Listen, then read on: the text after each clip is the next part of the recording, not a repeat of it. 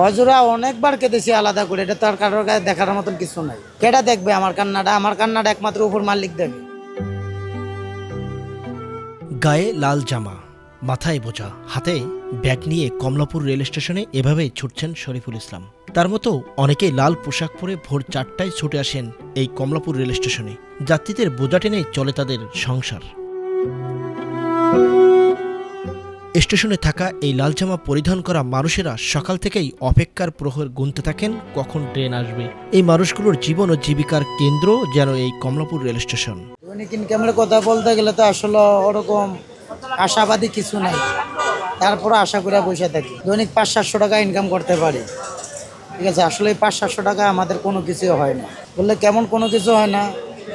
যেমন কমলাপুর প্রস্তাব করতে গেলে 10 টাকা লাগে, আমরা যে কুলি আমাকেও 10 টাকা লাগে। সকালবেলা ঘুম থেকে উঠে আসি 4টা বাজে, বাসা যায় মনে করেন রাত্রে 12টার পরে।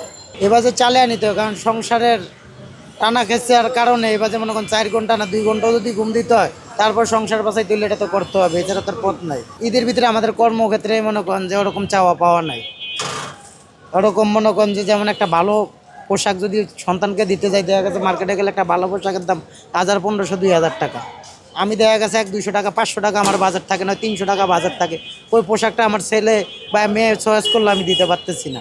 এই ইনকাম দিয়ে অফিসার বানান যাইব না, এই ইনকাম দিয়ে মনে করেন আমি নিজেই চলতে হিমশম লাগে।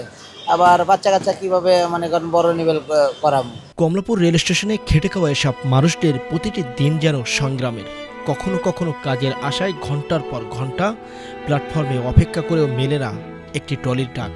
আর সেদিন পরিবারের 2 বেলা খাবার জোগাড় করাও হয়ে ওঠে অনিশ্চিত। প্রতিটি ট্রেনের আগমন তাদের কাছে শুধু নতুন যাত্রীর আগমন নয়, বরং নতুন আয়ের সম্ভাবনা। আর ট্রেন চলে গেলেই অপেক্ষা শুরু হয় পরবর্তী সুযোগের। ঢাকা শহরে খাওয়ান দাওয়ান আছে, এটা হলে আমাদের কোনোভাবে বোঝায় না। তারপরেও উপরে আল্লাহ, নিচে আমরা কোনো রকম যান বাসায় চলতেছি, ঠিক আছে। কাজ তো আর ছেড়ে চলে যেতে পারবো না, এটা আমাদের কর্ম। রিজিকের মালিক আল্লাহ, যা রাখে তাই খাইতে হবে আমাদের। সঠিকভাবে আর চলা যায় বর্তমান যুগে। আগে কোনো এক সময় চলছে, এখন তো বর্তমানে সব জিনিসের দর বাড়তি। কাম করি 500, লাগে 600, 100 টাকা করতে কেন। অন্যের বোঝা কাঁধে তুলে নেওয়া এই মানুষগুলোর নিজেদের জীবনও যেন এক অদৃশ্য বোঝায় ভারী। তবুও পরিবারের মুখে হাসি ফোটানোর আশায় প্রতিদিন নতুন করে শুরু হয় তাদের সংগ্রাম।